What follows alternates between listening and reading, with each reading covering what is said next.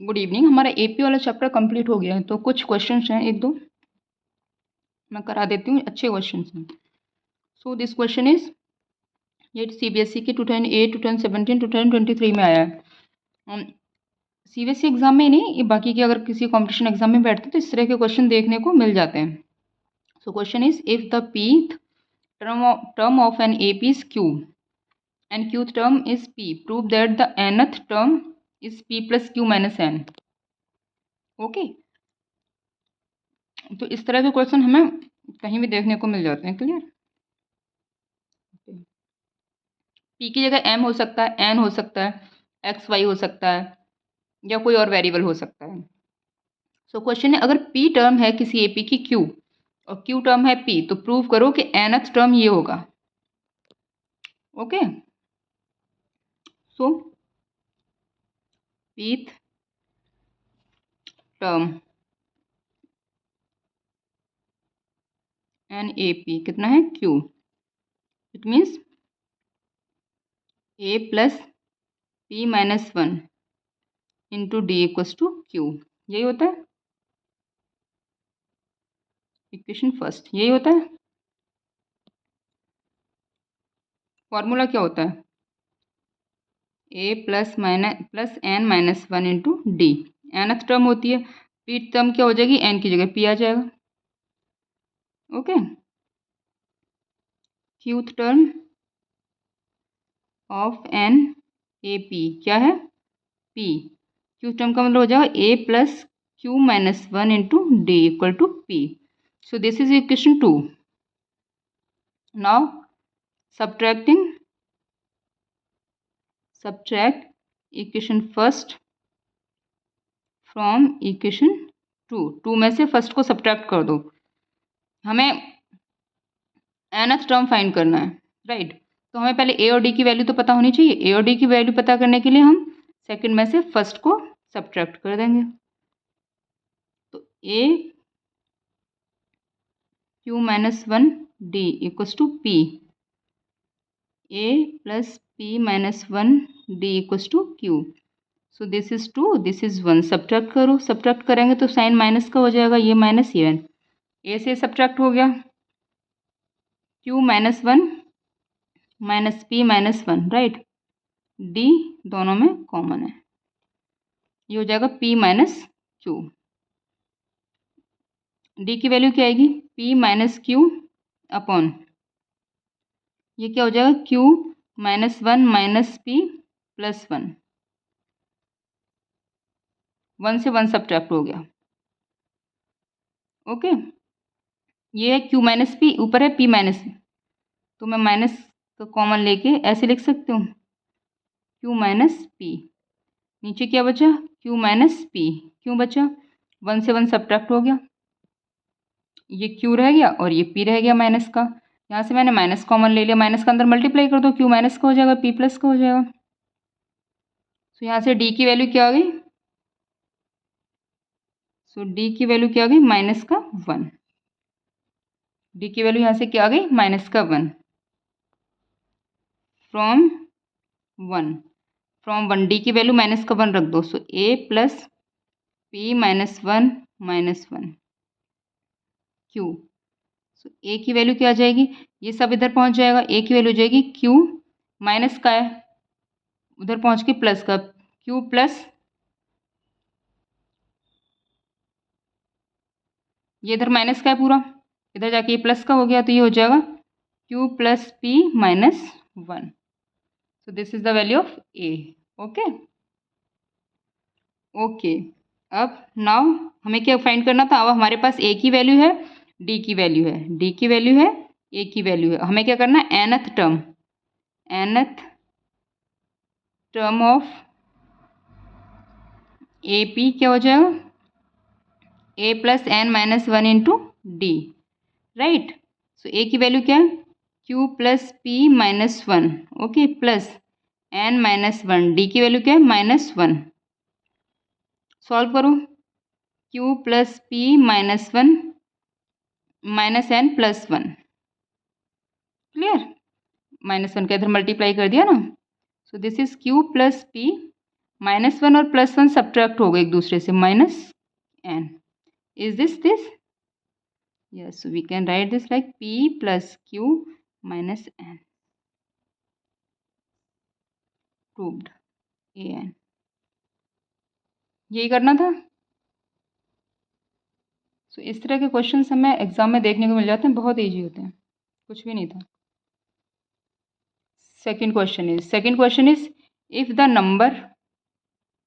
numbers these are in AP, find the value of n. Okay, so the number these are in AP, n minus 2, 4n minus 1 and 5n plus 2 are in AP.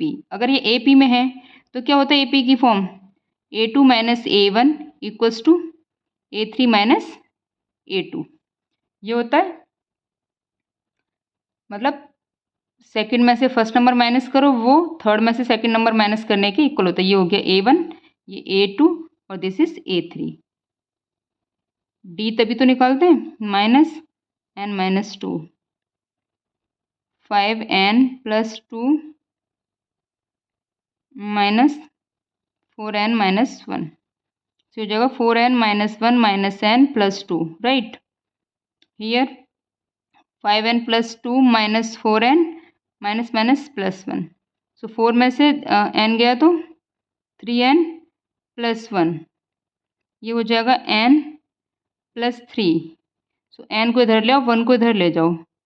So 3n minus n equals to 3 minus 1. तो same है 2n equal to 2, that implies n equals to 1. देखो एक important चीज़ और बताती हूँ मैं. ये था हमारा A2 minus A1 equals to A3 minus A2. अब देखो A2 इधर माइनस का इधर आके प्लस ले आओ, तो A2 plus A2 equals to A1 इधर ले जाओ, A3 प्लस A1. 2A2 क्या हो गया, A1 प्लस A3. सो A2 क्या हो गया, A1 प्लस A3/2, मतलब एवरेज. ये फार्मूला तुम्हें देखने को मिल जाएगा, लेकिन ये फार्मूला नहीं है, ये आता यहीं से, इसलिए मैंने ये यूज किया है. अब चाहो तो मैं इस फार्मूले को यहाँ लगा सकती थी, इजीली मैं n की वैल्यू फाइंड कर सकती थी, लेकिन मैंने ये फार्मूला नहीं लगाया. मैंने इसे इस तरह से सॉल्व किया, क्योंकि ज़रूरी नहीं है हर फार्मूला लर्न करो, पहले पता होना चाहिए ना फार्मूला कहाँ से आया. तो ये फार्मूला यहाँ से आया. अब इस फार्मूले को देखने को कैसे मिलेगा आपको, जैसे टर्म्स कितनी हो जाएंगी, ABC, फर्स्ट सेकंड थर्ड. तो क्या A2 means B equals to A1 मतलब A, A3 मतलब C, A प्लस C/2. तो इस फॉर्म में ये फॉर्मूला आपको कई जगह देखने को मिल जाएगा, लेकिन आता यहीं से, हमें ये पता है तो हम ऐसे ही सॉल्व करेंगे. Clear. So next question, the ratio of 11th term and 18th term of AP is this. Find the ratio of the 5th term of the term to the 21st term and also the ratio of the sum of the first 5 terms of the sum of the first 21st terms. Okay, so here given क्या है, ratio of 11th term. Okay, अब ratio ऐसे तो लिखते हैं 18th term कितना है, 2/3. Formula क्या होता है, अभी अभी लिखा था मैंने, an equals to a plus n minus 1 into d, right. तो यहाँ पे 11th टर्म है, मतलब कि A11 सॉरी A18 क्या हो जाएगा, a प्लस 10d, ये हो जाएगा a plus 17d equals to 2/3. Cross multiplication कर लो sorry, 3a plus 10d 2a plus 17d, right. Solve करो, 3a plus 30d 2a plus 17 two जा a इधर ले आओ, 3a minus 2a equals to 34. ओहो, तो 34d माइनस 30 डी। सो ये हो जाएगा a equals to 4D। Any doubt? A equals to क्या आ गया? 4D आ गया। अब हमारे पास बस यही गिवन है, हमें फाइंड क्या करना है?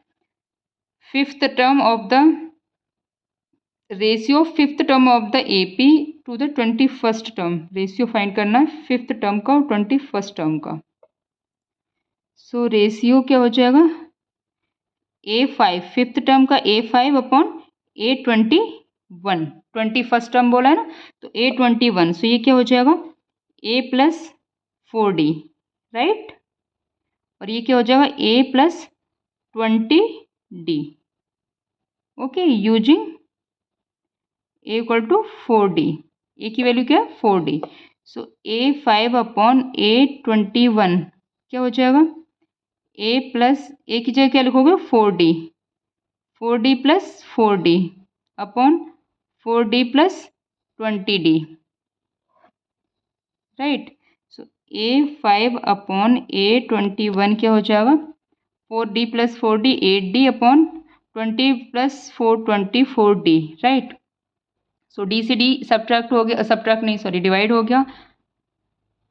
सो 8 3 जा 8 1 जा 1 और 8 3 जा 24। So A5 ratio A21 equal to 1 ratio 3।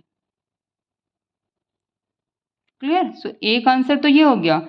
Next answer is sum of first 5 terms and the sum of first 21st term. Okay, so means S5 और S21 का रेशियो फाइंड करना। S5 क्या हो जाएगा? फॉर्मूला सबको पता है, SN वाला। क्या हो जाएगा? S5 हो जाएगा 5/2 2A plus 5 minus 1 means 4D, 21/2 2A plus 20D, right. कौन सा फॉर्मूला यूज किया है?